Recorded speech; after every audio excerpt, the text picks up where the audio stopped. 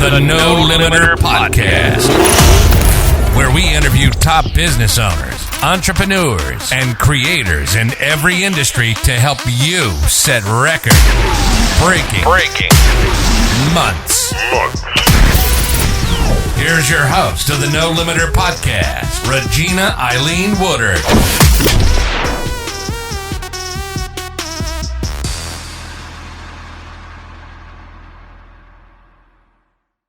Good morning, Lionel. How you doing? I'm doing good. How are you doing? I am good. Thank you for joining my platform, and I'm super excited to have you today. Yes, ma'am. It's been a blessing. Definitely been a blessing. I appreciate it. The conversation we had a few months ago. So definitely excited to be a part of your new podcast. Well, yes, I'm super excited too. I want to give it back to you because, you were my first podcast back in October, and you have taken my social media to another level because you broke the sessions up to, I believe, was it five segments? Oh, into the different clips. Yeah. Yes. And then doing that, I know on two of my segments that you actually, downloaded and you allowed me to put up had like 1,000 views on one, 550 on the second one. The third one I had 400.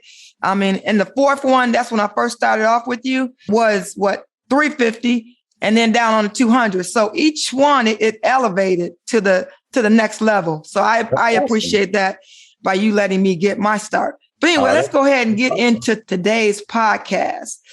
You're new to my platform, but I know that you're in the real estate business. Yes, how do you do, and what do you do every day? Okay. Well, what I do every day, is I really just connect with people. The one thing about the real estate business is you got to be personable, right? You know what I'm saying? And so what I'm doing every day is really just connecting with individuals, connecting with people. One thing I love about real estate and about being a part of this industry is, I'm able to help people and impact them on one of the most important decisions that they're going to make in their life, right? Whether that's upgrading or downsizing, whether that's finding a first home or investment property, I'm helping them go through the process of making one of the most important decisions that they're making in their life, right? And so it's always so exciting because I get to connect with people and understand what their goal is, what the path they want to be on. And so that's why I say to me, it's all about connecting with people. That's what real estate is all about. As a matter of fact, my company is called Mini Mansions, powered by Fathom Realty. Where's Mini Mansions? Where are you located? I'm in Michigan, but what state are you in? We're actually located in Houston, Texas, the greater Houston, Texas area. So we handle all 43 counties surrounding Harris County, where Houston resides, right? So we're licensed all throughout the state of Texas in order to do and work with real estate transactions out here. Yes, ma'am. So I love the fact that you said connect the dots, because, we're both in sales, and, two major purchases that people make in life is a car and a house. Right. Mm-hmm. And most of the people purchase a car first. But the major ultimate goal of most individuals that I've found over the years is that they want to ultimately buy a home. So you connect the dots. When you say you connect the dots, how do you connect the dots? How do you get a cold buyer to a warm buyer? Because you have to, when you're in sales, you have to get your own business in. So how do you connect the dots? That's a great question, right? There's this little acronym. It's KLT. I know other people probably have heard it out there. If other people are in sales that may be listening to your podcast, right? It's wait a minute, repeat that. KLT. KLT. And what does KLT stand for? That stands for know, like, and trust, right? Ooh, I love it. Know, like, and trust, right? So That is what you want to do to build a relationship with buyers. Now, one thing I tell you about real estate, and this was something I was doing some research last week, actually, right? Over 50%, about 60% of all transactions are sold after the first contact, right? So again, in sales, you're out making contacts with people. But you gotta think, most people, especially most realtors don't make more than one contact. That's why you see a lot of realtors don't have a lot of sales behind their belt, because guess what? Their follow-up process is not there. They're making one contact and they're not continually contacting the individual. Because the point of making contacts and of staying connected with the individual is not to connect them right when they're ready to buy a house. is the reason that you make all these connections and contacts with people is so, just like you with cars, it's not so that you find them right when they're ready to buy a car, when they're ready to buy a house with me. It's actually that they remember me when they're ready to buy a house. It's that they remember you when they're ready to buy the car, right? Because I've been touching bases with them over the course of time. So when they come to the moment, they say, hey, they talk to their wife, say, you know what, it's time for us to get their car. It clicks that the only person they're going to think about to go buy a car from is Regina. Why? Because Regina has been connecting with them over the course of time. This is where many of us as salespeople lose business, because the fruit is in the follow-up, right? And a part of building a good follow-up system is a know, like, and trust factor, right? You want people to know you. That means you have to be available. That's why you have to use social media channels and things like that, right? To stay in front of people. You want people to know who you are. This is, again, something that's beyond just the knowledge that you have, right? They have to know you have to be available. They have to like you, meaning what's your personality? Like, I'm going to work with some people that other people are not going to be to work with, because there's a like factor in it as well, right? I'm going to connect better with certain clients, certain individuals, and that's okay.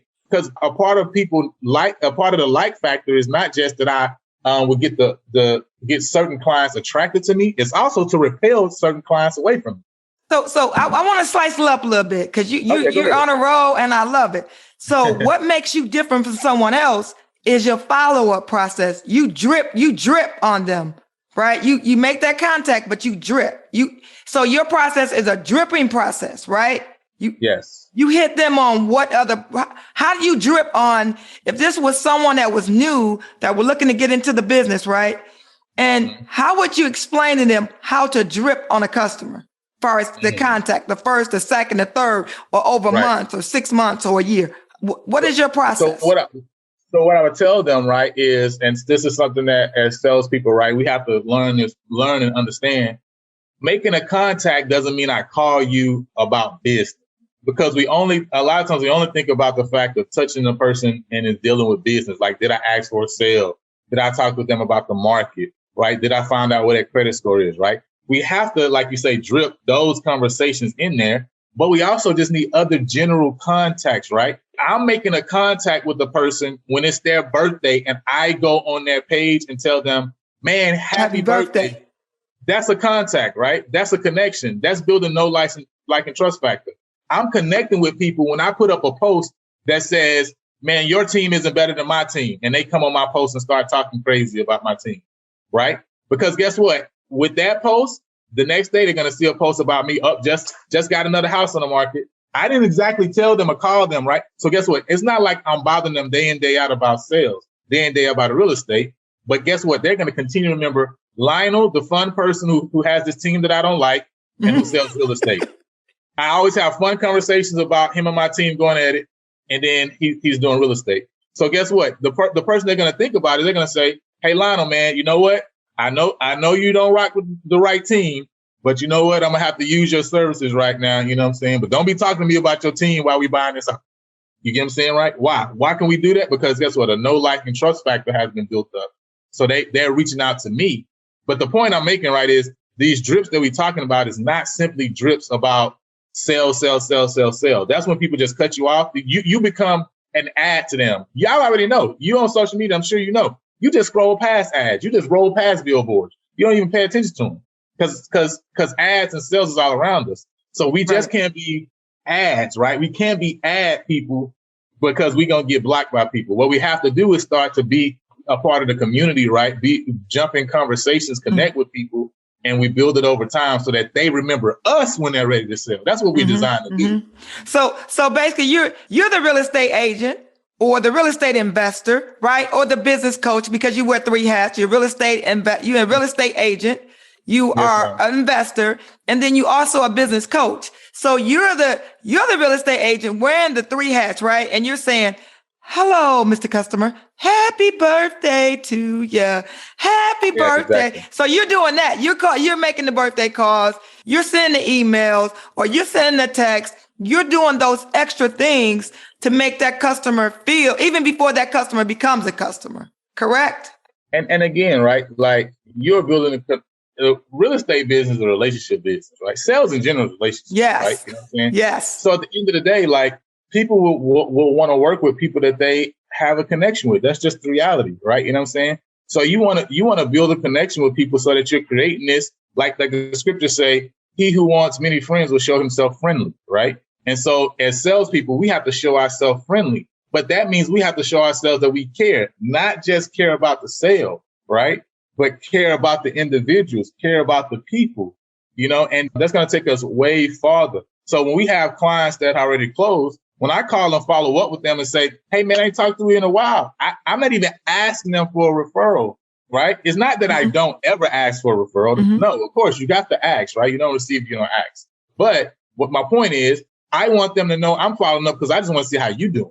Have you used the grill that you got yet because you wanted that backyard because it has space for you to grill and you grill a lot? So, man, did you grill it all yet? You know what I'm saying? Because I ain't got no invite yet, right? See, I'm waiting on my invite, right? I'm waiting on my invite. That's a total different conversation. Yes. That's building a connection conversation. So guess what? When their coworker is ready to sell, it's no question that they're gonna say, "Oh man, you got to work with my realtor, man. Like Lionel, man, he's gonna have you laughing. He's gonna help you with the process, and it's gonna be smooth. He gonna turn the situation that's crazy into a smooth situation. So you definitely got to work with him, right? Why? Because not only have I helped them through the process through my level of expertise that I have, but I'm also their friend, right?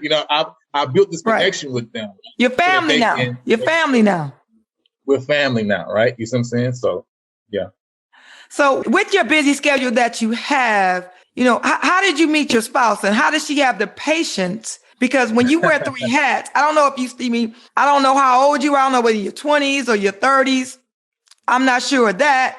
But how did you meet your spouse and how do you all connect? Because wearing three hats, that's a lot of work.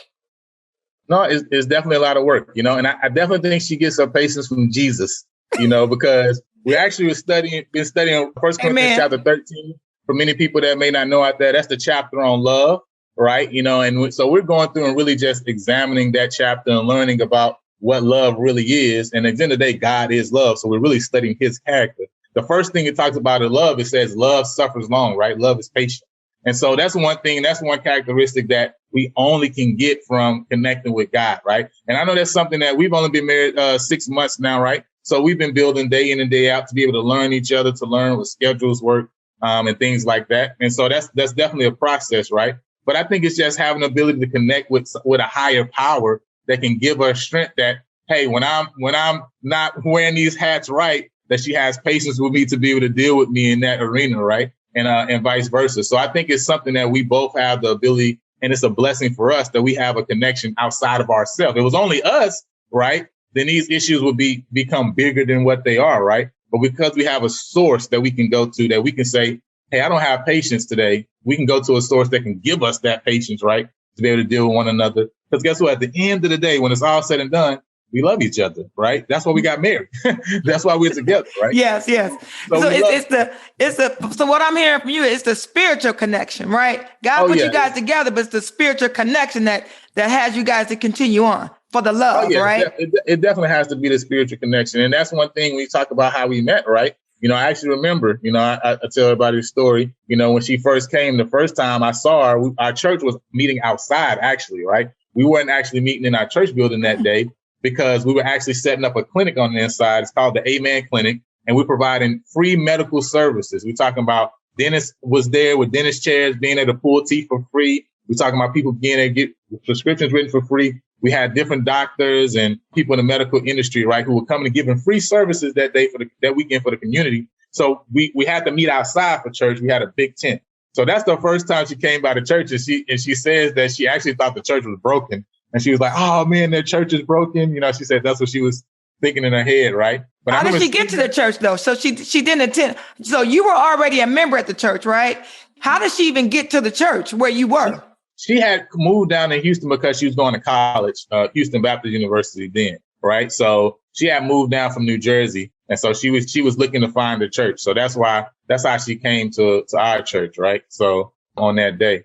So, yeah, so she came that day, and so she thought it was something was up with the church. So I remember seeing she had long dreads at that time, right? And so there's another friend that I had there who had dreads too. And I was messing with him saying, hey, she's giving you a run for your money because her dreads was really long, looked really pretty, right?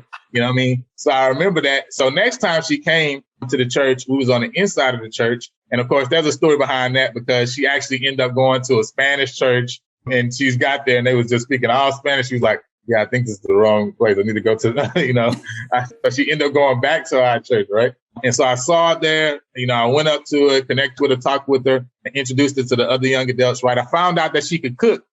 Brothers out there, you got to ask the right questions. You know what I'm saying? I found out that she was so the cook. women have to be able to cook. Is that what it is?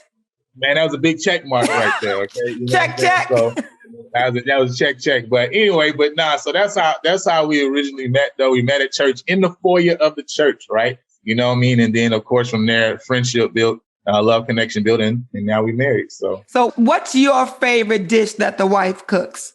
Ooh, that's hard because come on, we got to give it to me. She makes a lot of stuff really good. So it's probably gonna be what was the last thing I had, right? Because so many dishes that I really like that she makes. So I'm trying to think, what's my favorite? And that's a hard question. My favorite dish that she makes. Maybe the pasta. You know what I'm saying? Maybe she whips up the pasta. That'd be on point. That'd be hitting so good. But she makes so much stuff that's good, man. Like, she made this salad one time, like out the blues, like, oh my goodness, like this thing needs to be in a restaurant. I remember, telling her. So, so she makes a lot of stuff that's really good. She's gifted in the kitchen for sure. Well, you know what? That's good to know. The wife she can do some good home cooked meals for you. Because that's going to save you a lot of money. That's going to save you a lot of money now and later just because of COVID. So yeah, I'm the onion cutter. She has me cut the stuff up and she cooks it. So that's like our process. You know what I'm saying? Even though I tell her like, I'm not your sous chef. Okay. But I still be in there cutting the onions and stuff. So you guys are in the kitchen making it work together. You're cutting up the onions. She's making the food. You guys have a process, a joint venture in the kitchen. Yeah. We have, I like that. That's dope. Yeah. We have a joint venture in the kitchen. That's cool. That's I'm going to use that. We have a joint venture in the kitchen. We JVing. I want to talk a little bit about a business coach. Let's dig into that. You being a business coach, that's very broad. I need a little bit more meat and potatoes on exactly what does that mean? Because I have a coach, right? He's a marketing coach, but he helps me in so many aspects of my life. When I say help me, when it comes to stepping out my own comfort zone, because I'm the kind of, I don't cook. Okay. I will just go, so, anybody out there is watching this podcast know, if you want to get you want to get with Regina or you want to just be in my zone, know that I don't cook. Right. So the one thing, what I pride my coach, what he has taught me is to get out my own way. When I get out my own way, is stop having everybody do something for me, right? Because usually I would say, you know what? What's it cost to do this? What does it cost to do that? Okay, I'll pay for it, no problem. So now what I'm doing is just like even with the first podcast, he directed me where to get the light, right? I got it to work. My guy at work put it together. And my Felix, the parts guy, right? Parts manager. And I brought it home, but I had to turn the light on. I had to make sure it was connected. I mean, I had YouTube videos and all that he sent me. My coach sent me to make it work, but I had to actually put everything together myself. Now, usually what I would have done, I would have said, had somebody come on over, set everything up, and just do it. Let them do it. So I had to get out my own way. Right. So my marketing coach helps me in so many ways, but how are you helping someone else being a business coach? Okay. No, for sure. That's a good question. And I think it's important because I think a lot of times, even in sales, for example, in real estate, cars, right? There are people that talk about mentoring or there are people that talk about coaching. And you really got to understand what that means, because a lot of what people say is coaching or mentoring, I don't really consider it that, right? Because to me, a mentor, it's almost like I get to walk and be right over your shoulder. That to me is what a mentor is, right? You know what I mean? Like I get next level access, even coaching, right? There's a certain level of like, okay, pushing me to keep me going, right? If I'm always reaching out to you, I don't know if I consider that coaching, right? So for me, when it comes to me, my specific niche, like I say, is I help biblical entrepreneurs overcome their fear of making money so they can leverage their gifts and their talents, right, to turn their business into a ministry. So my focus is biblical entrepreneurs, because there are many people out here who want or desire to be an entrepreneur. They're aspiring entrepreneur. But guess what? They really have a misunderstanding of money. They have a fear of money. They have a poverty mindset, right? And these things are inhibiting them from being able to use what God has already placed inside of them to actually leverage that thing to actually not only take care of themselves, but actually impact the community, right? So that they can actually have a business that also ministers to people as well, right? And so that's how I help people. That's what my focus is. So let's break that down to, like I said, look, meat and potatoes. So basically, you teach individuals that are into the church, when you say biblical, right? Mm-hmm. Right?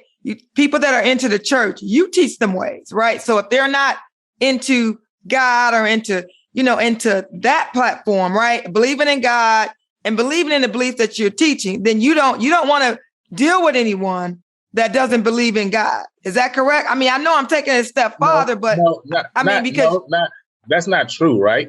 So of course I help individuals who don't have the same viewpoint or don't have the same belief, mindset, same belief that I have, right? Maybe not Christians or whatever, right? But again, when we talk about this, the thing. So the same thing, me as a real estate agent, my focus, if you ask me what's my niche and my focus, I focus on first-time home buyers and first-time home sellers. That's what I would tell you, right? That's my focus. That's my niche, my market. But then would I help somebody buy commercial property? Yes, I will. And I have, right? Will I help somebody who's buying a luxury home? Yes, I am helping somebody do that, right? Will I help somebody who's now an investor selling their 5th, 6th, 7th house? Of course, right? But I still have a focus that I focus and target on, right? Because guess what? The same skills, the same abilities, the same servicing of this market, right, could also service other people in the market, right? And the same things that people see in this niche that I'm working in is the same thing that somebody sees that say, I want to buy a luxury home. They still see, like, you're the person I know, like, and trust that I want to work with to buy in this arena too, right? Are you in the Metro Detroit area and looking for a new or used car? Call or text me at 248-301-0461, and I'll go to work on getting you the best deal possible. Call or text 248-301-0461. Don't wait.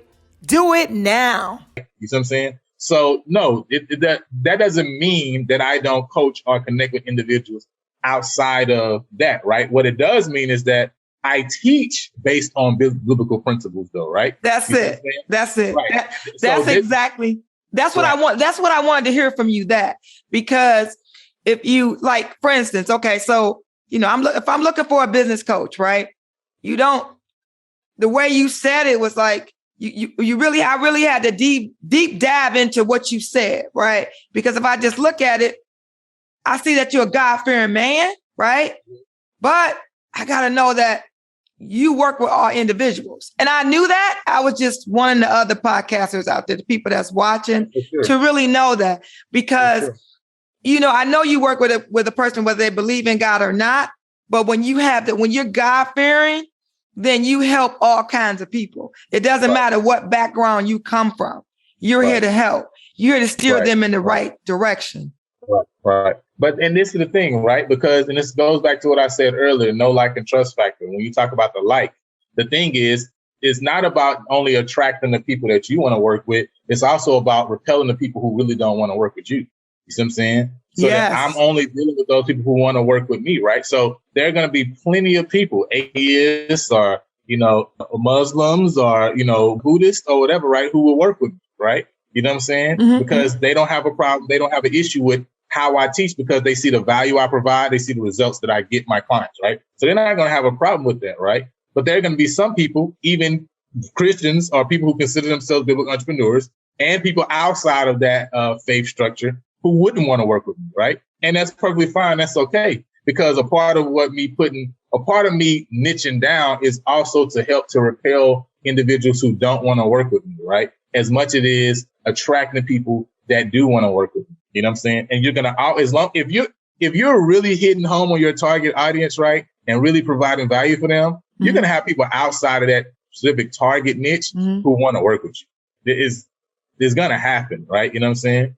What's one thing that you could share with our audience on if someone was first getting in the real estate business and they were looking to get clients, but also how to maintain them? Okay. So something I would tell, the first thing that I would tell them is, first and foremost, right, is you never stop marketing. You never stop prospecting. Never. Love it. Never, never, never, never. You always got to be working, right?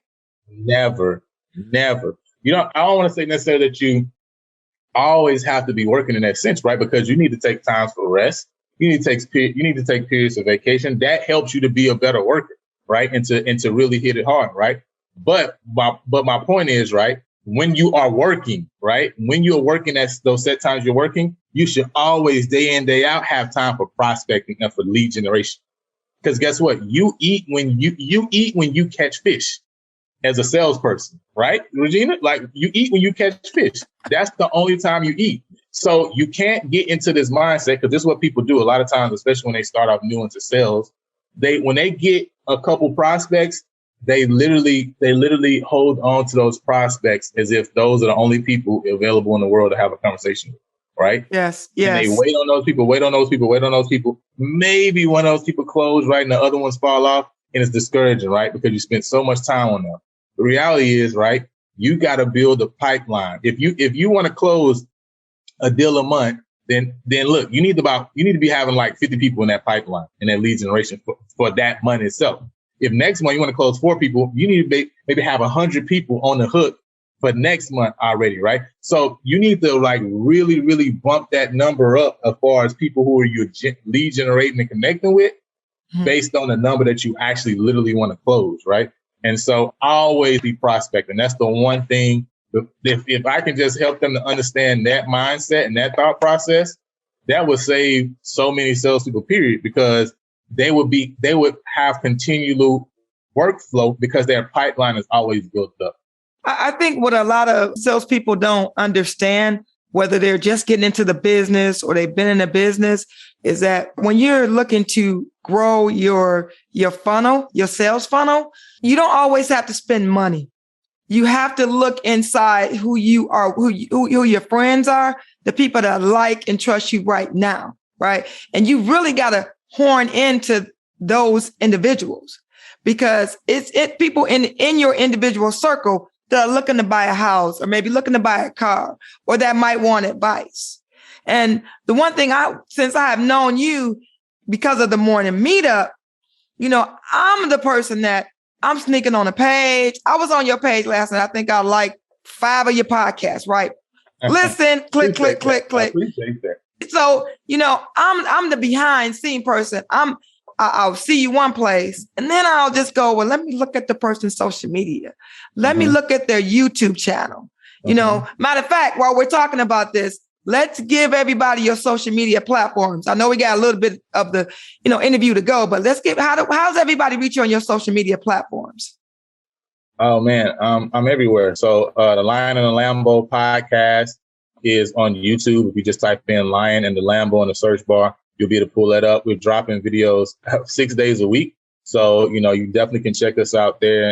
You can check out the episode of our podcast with the queen of car loans and credit, Miss Regina Woodard. That's our 5th episode, actually, of the podcast. We also are on Facebook as well, Lion and Lambo, as well as www.lionandthelambo.com too, as well as at Lion and Lambo on Instagram, right? Personally, you can also reach out to me. I'm the Biblical Entrepreneur on Instagram. That's the Biblical Entrepreneur, all together, no spaces, right? And you also can just check me out, Lionel Mosby Jr. on Facebook and on YouTube as well. So I'm everywhere. I mean, I got a lot of different platforms that I'm leveraging with the real estate, the business coaching. So, I try to stay, as you say, omnipresent is the term that we use, right, for this kind of formula we're using to put together. This leads into my next question because of all these hats that you wear. Who's the most influential person that you know, your professional mentor that you look up to, or just someone in your life that's connected to you, that have changed your life, that has bettered your life, whether it's being a husband, being a real estate agent, being an investor, or being a business coach? Who is that? Who is that person, please? I don't think it's just one person, right? They always talked about, the African proverb of it takes a community, right? It says. And so I think that's the same thing with me, right? So we talk about the different hats, the different roles. It takes a community, right? So first and foremost, obviously, as a husband, as a father, right? Like that's the most important hat of dealing with family, right? And so I have elders at my church who are such a blessing to me, right? And not just living an example, but people that I can call on, that I can have conversations with about how to do these things better, right? To answer questions for me, with things that I'm just have to learn, as a newlywed, and as a new husband. Also having friends, people that can, the Bible talks about iron sharpening iron, right? Having friends who are also, it's such a blessing to have an environment of people around you that are in the same position, right? So I have friends who they've just been married maybe less than 2 years. Have some other couples who got married the same year we did. One of our friends got married the month after us. We have friends now who are engaged to get married next year. So having friends around us that are also in this area and space of their life, right, also helps as well, because me as a male, right, I have people that I can lean on and I can have conversations with. Same thing with my wife. She has people that she can talk with who are females who are in that position, right, of being new wives or about to be new wives, right? So I think from that standpoint, I have such a beautiful tribe and community around me. Professionally as well, I have one of my elders who has always connected with me. He's used to be a CFO of a large corporation.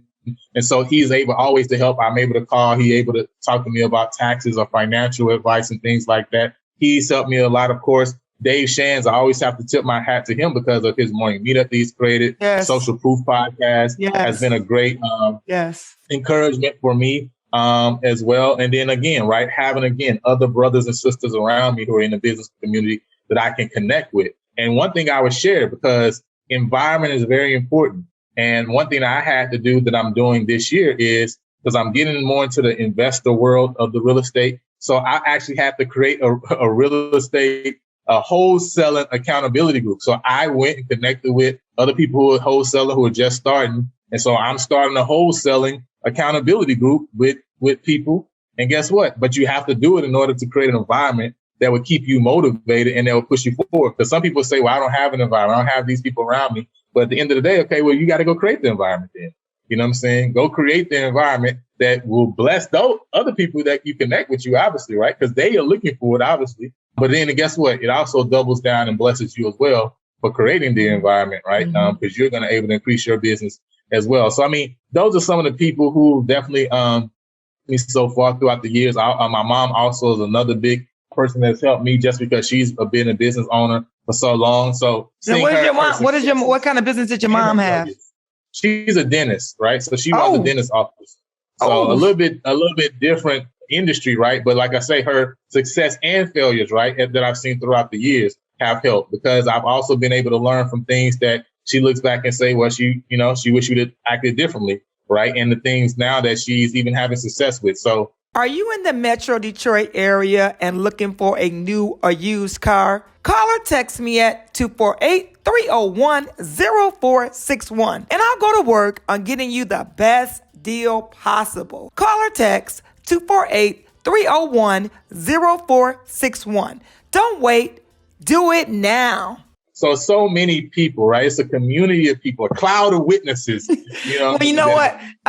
Your mom's a dentist. You know what? I love dentist people. I love dentists. I love doctors, right? But no, what is their term when you call them when they're dentists? Don't they have a certain, like my dentist, Dr. Martin, right?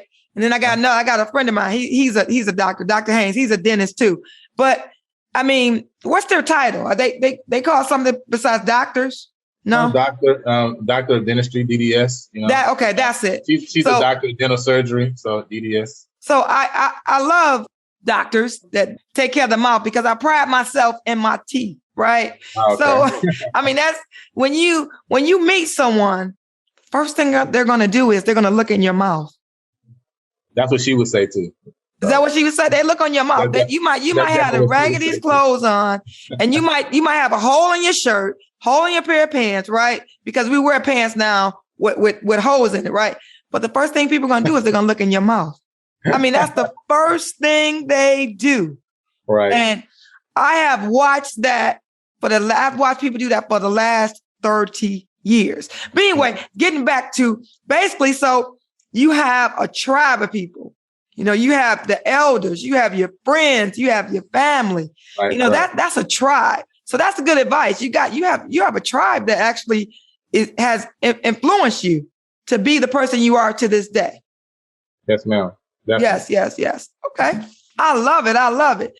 3 books. What is 3 books that you have read? You know, I know we're in the morning meetup 5 days a week, and, you know, we're forced. Actually, well, when I say forced, we are forced to read a book, right? Because if you don't finish the book, everybody on the morning meetup basically tells you what the book is about. So what are 3 books that you read last year from the morning meetup or just period that helped change your life? That's a great question. So, and before I answer, I just use that as a point to make, right? Is just like you talked about, right? Even if you're in this environment that even if you're not reading the books yet, because other people are reading and sharing their thoughts from the reading, you're still learning so much about the book through the process just by being in the environment. One member from the group, the Morning Meetup group, actually started a evening reading, right? So at 7 o'clock, right? So even if you don't have the book, you could join the reading group and just hear people reading the book, right? So, you know, and that's, again, somebody providing value back to the community, right? Yes. So being in the community, there's multiple ways for you still to gather the blessing of the information, even though you may not have it in front of you, right? And so we also need to be thinking about when we get into this environment, like, how can I provide value back to my environment? But I would say, so 3 books, that's a great question. 3 books that have really blessed me. I would say the first one was the 4-Hour Work Week. And I don't even think I actually completed the whole book, but it just started the thought process of really realizing that, okay, we don't have to trade time for money, and we don't have to trade location for money either. You know, we can actually, you know, I can be doing something and working and kind of situate myself in a place, in a position where I can go visit my family in Louisiana and still be handling my work for the day, because my work doesn't have to necessarily be tied to a location.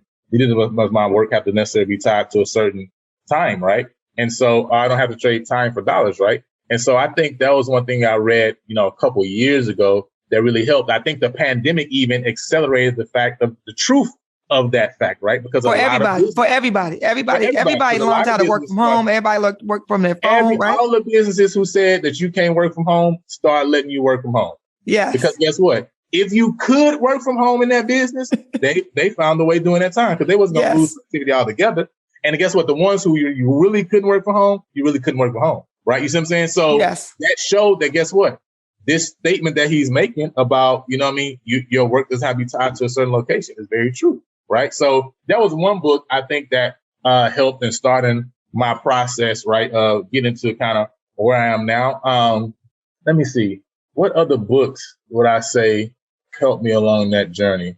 That's a great question. I think there's this book called Christ Object Lessons. So this is actually a book, a spiritual book that's dealing with the object lessons that Christ taught throughout the scriptures. But when I was reading through that book, and one particular section specifically focused on talents, right? You know, and really talked about the ability. It's a statement that says, many who God has qualified to do excellent work accomplish little because they attempt little. What does that mean? So it's saying that God has qualified people to do excellent work. He has put a certain ability in you, for example, right?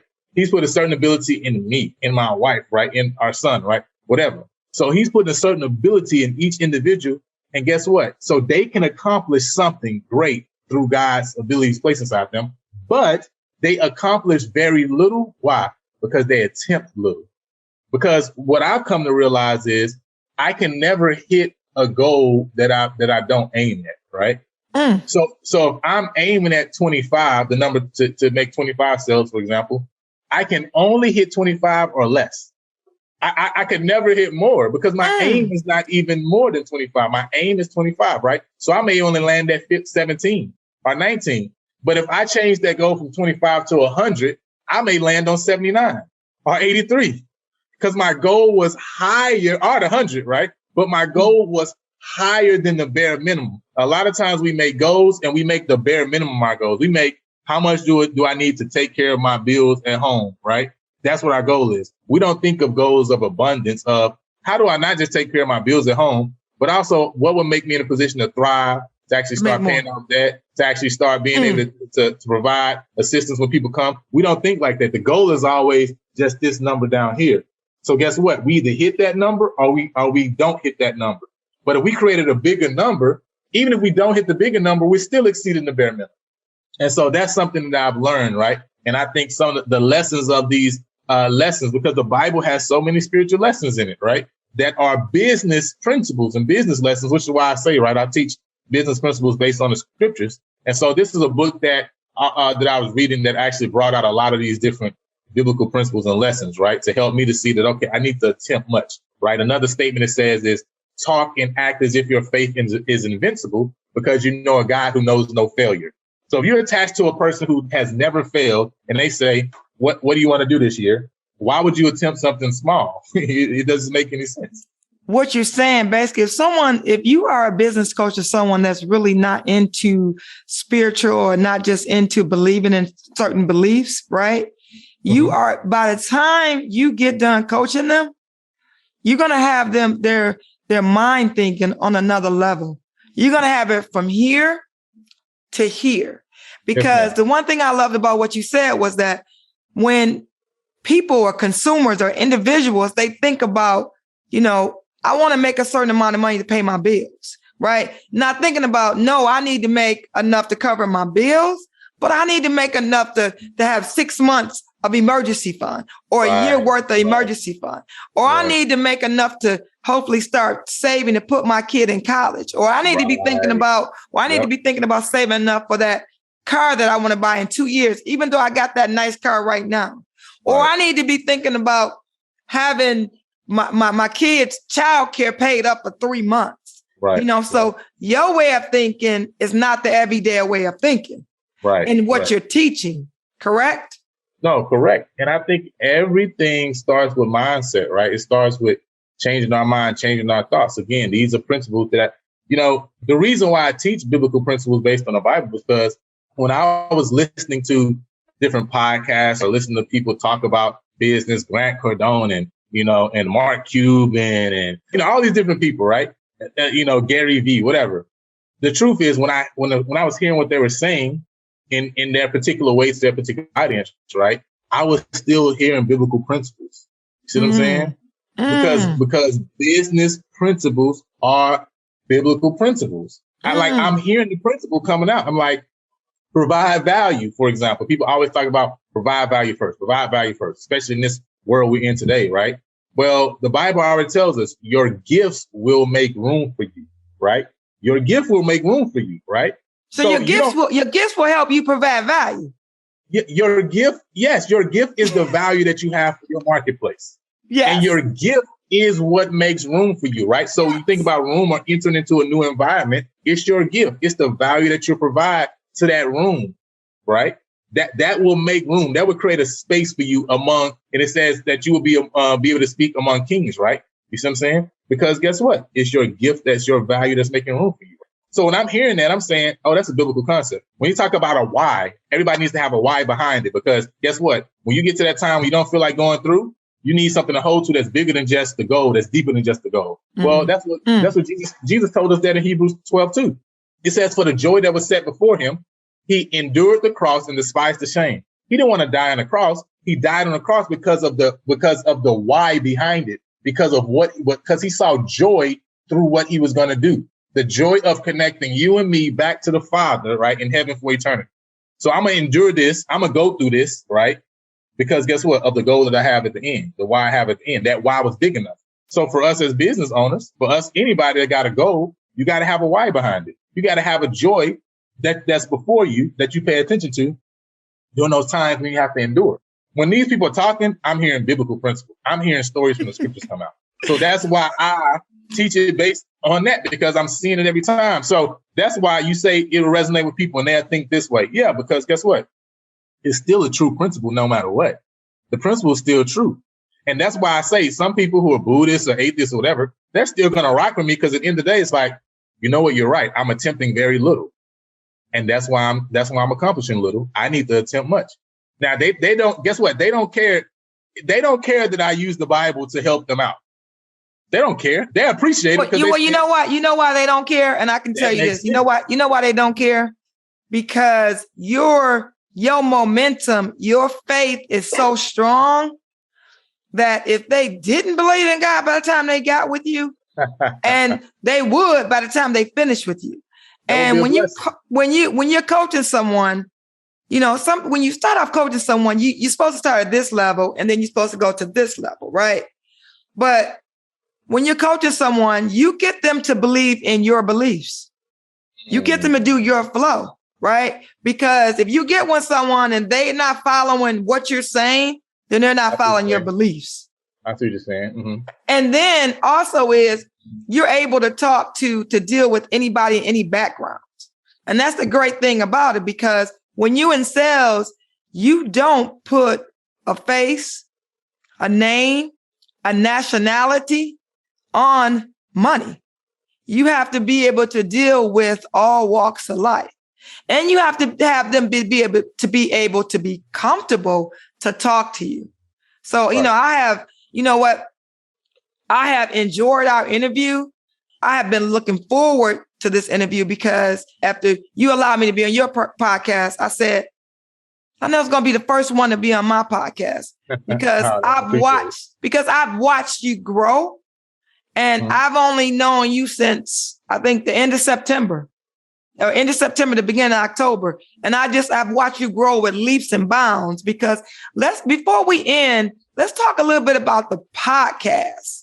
Right. If someone I can't even get out. If someone wanted to be a guest on your podcast or wanted to do business with you, right? They wanted to invest with you. They wanted you to be a real estate agent, even though when you're on YouTube, right, it goes out to the masses. When we chop it up and we put it on social media, Facebook, or we do a 30-second that's going to go on TikTok or Instagram, how could they do business with you or have a relationship with you just because they're in another state? Yeah, of course they can, right? So they can definitely reach out to me, and at the end of the day, right, I'm all about helping individuals, right? And so if I can provide value, I can help them in any way whatsoever, then, I'm willing to do that, right? We can set up a time. They can set up a consultation with me, calendly.com, right, /L Mosby Realtor, right, is what they would go to if they want to set up a consultation with me, just to talk and have a conversation about real estate plans or their goals, especially if they got investing goals, right? We can have a conversation about that, right? As far as being on the podcast, you can contact me at info@lionandthelambo.com. So that's info@lionandthelambo.com. If they're interested, right? Our podcast focuses on biblical entrepreneurship, impact, and true success, right? Again, right? It connects with everything that I want to do as a business coach as well, right? And so I want to take people's fear away from making and handling money, right? And show them how you can use funds in order to push forth and have an impact on the world through your business, right? You don't have to have a separate business separate from ministry. No, you can combine these things together and truly impact the world through them. Matter of fact, I believe you can impact the world even more through that form of service, right? And so if they're interested, then tell them just get in contact with me. They also can reach out to me on Instagram as well, Lionel Lambo, @LionelLambo as well, too. And we can connect, right? And of course, we'll have a conversation, talk about what they do, what they do it, why they do it, who they do it for, right? And then we can go from there. Okay. All right. Well, thank you very much for joining me on my podcast. Oh, no problem. I appreciate it. And then for the podcast, how do you find, where is your podcast available at too? I definitely want to make sure I follow and check it out. Well, you know what? You are my first guest. So, number one. You are my first guest, but you'll be able to find the podcast on YouTube. I also will have a Instagram page, a Facebook page. I'm super excited for this lane that we're in, is because I've been in this automobile space for 24 years. January is my 24th year. And I do radio on the Detroit Parade Station in Michigan. And you can also go to an app and download and listen to it too. But having a podcast takes us to a whole different platform that we've never been on.